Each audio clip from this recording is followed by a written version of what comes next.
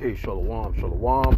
Kwame Sha'ala, Kuhaloyim La Yahweh Bashim Yahushai, Bahashim, Hakodash, double honors to our apostles and elders of Great Millstone, who rule well, and that by the Spirit taught us this beautiful truth, and just want to take the water to all the H.I.M and Akwaf that's out here sincerely keeping the laws, the statutes, and commandments of Yahweh Bashim Yahushai to the best of their ability. This is Yachanan Awaf. Just coming at you with another quick lesson, little in transit, headed to camp. But a little story. This guy right here is from Michigan here. And the article says, that hurt me so bad. Man told he's not baby's father, informs girlfriend he's going to blow her brains out before opening fire. So, this went down. This was a couple of years back, so he's just getting the sentencing. But the chick ended up living. She asked for leniency and shit like that, you know what I'm saying, on the guy. So I guess supposedly trying to show some sympathy of her being a complete goddamn slut bucket. And then her 16-year-old son got involved as well because I think he ended up stabbing the guy. But she could have got him killed. She could have got her son killed. And that's all because of Eve have that ability to get abroad in the Americas, man, and they can pull shit like that. Now, I'm not sure as to how old this child was before he found out that it wasn't actually his, but still, I don't give a fuck if it's him knowing within an hour of the baby being born, a damn week, a month, a year, 2 years. Either way, that's hurtful on a man's character, you know what I'm saying, when you're betrayed like that, And actually, in reality, too, spiritually, that's the way that we betrayed our Father, Yahweh, which the world ignorantly calls, all these different names, the Most High. That's one of his titles, you know what I'm saying? But he actually has a name. And that name is Yahweh, which means that he exists, or the existing one. And the true name of his son is Yahweh Shai, which means that he's the Savior or deliverer in the Paleo Hebrew. So when we rejected him as Israelites, us so-called blacks, Hispanics, and Native Americans, starting from the men, basically on down, you know what I'm saying? We're just, that's kind of like the way he felt.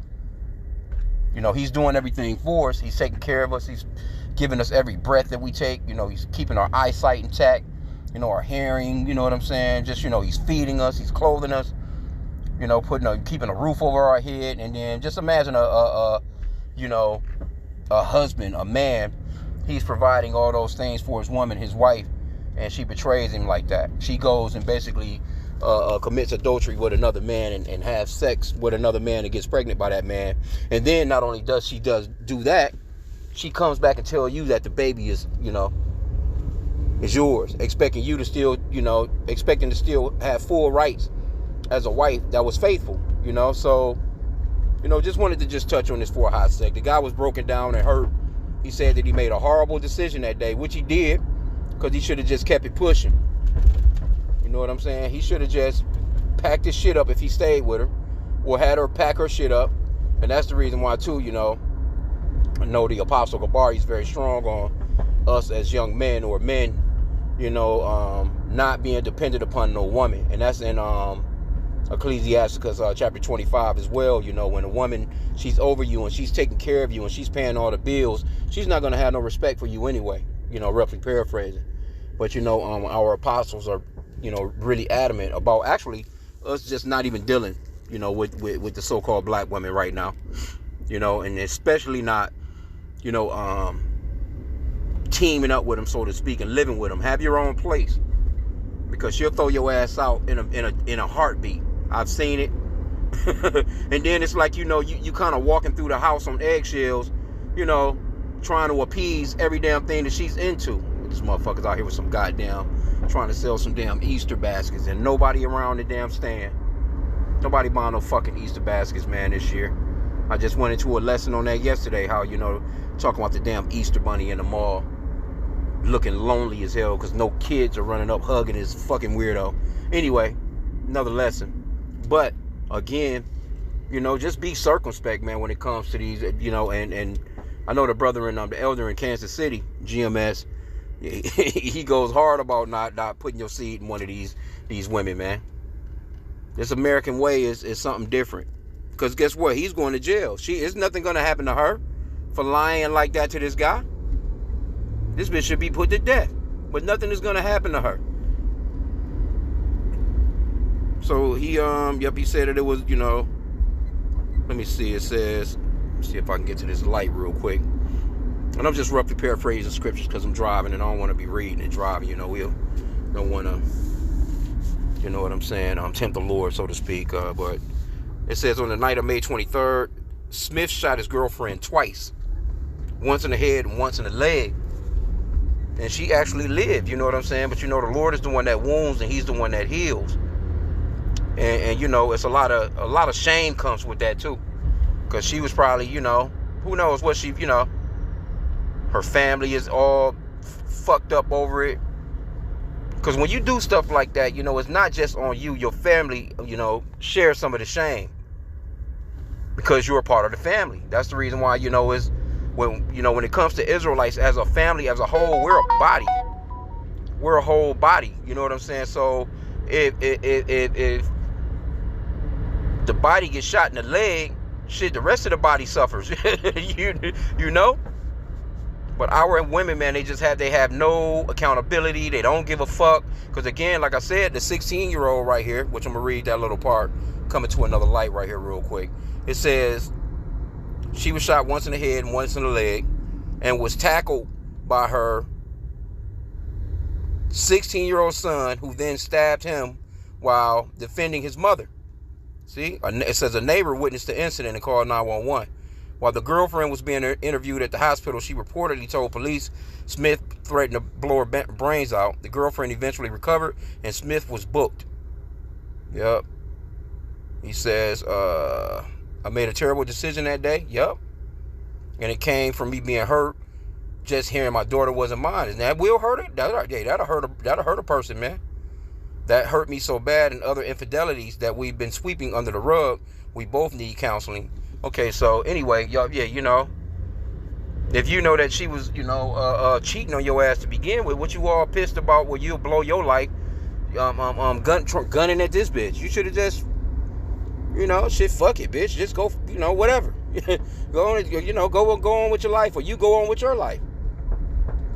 But that's Jake, though. Jake lose it. And the scriptures talks about being slow to anger, working on your anger. I was just reading, I think it's one in, what was that I was reading in Psalms chapter 37 earlier. See, I'm at this light here. I might be able to see if I can find it. Anyway, but the scriptures talks about how being slow to anger, man,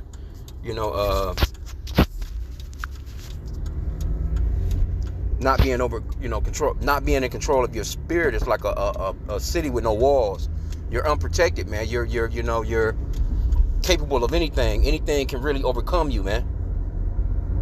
Anything can really overcome you and do you dirty. You know what I'm saying? And spirits get to jumping on you. And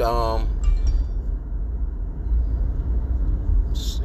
Somebody at my little motherfucking spot here. Yeah, those spirits get to jumping on you. And next thing you know, you out here doing something that you regret for the rest of your life. They don't tell her how much time they're gonna give this guy. I didn't go all off into that, but anyway, it wasn't worth it dealing with Eve, man. Come on, man. And then you have to know, when you dealing with the spirit, man, you can pretty much tell a chick with haughty looks. She's got them goddamn cat claws on them, fucking eyelids. I'm not saying every single woman like that, but overall, that's a general indicator, especially the way that she dressed, her countenance, that gives away, a lot of what goes on, you know what I'm saying, with a woman. You should be able to spot and see those things right off. Her haughty looks. Scripture talks about that, man.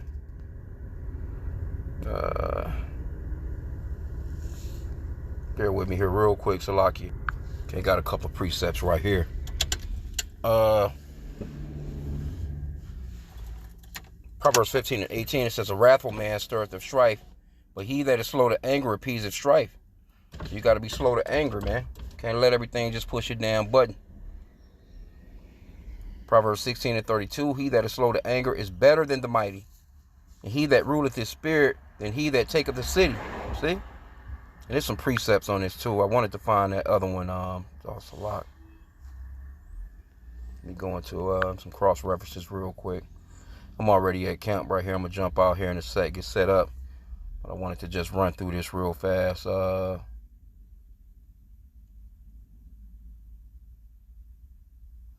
Proverbs 14:29. He that is slow to wrath is of great understanding.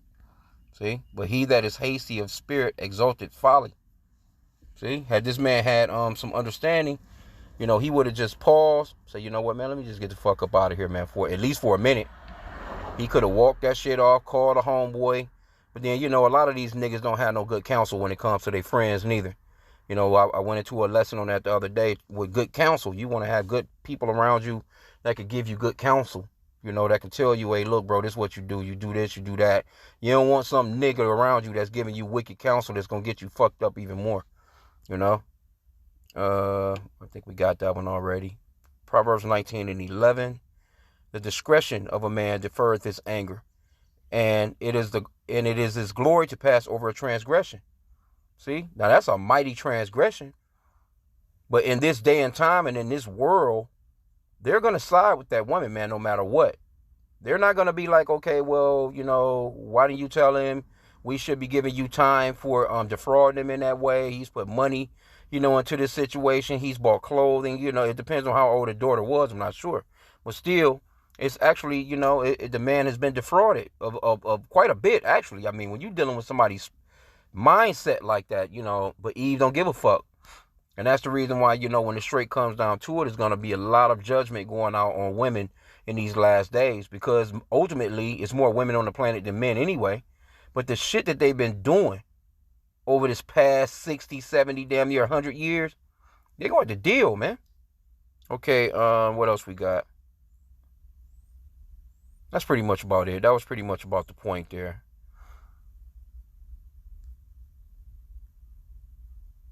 Yeah, that was that one. Proverbs 25:28. He that hath no rule over his spirit is like a city that is broken down and without walls.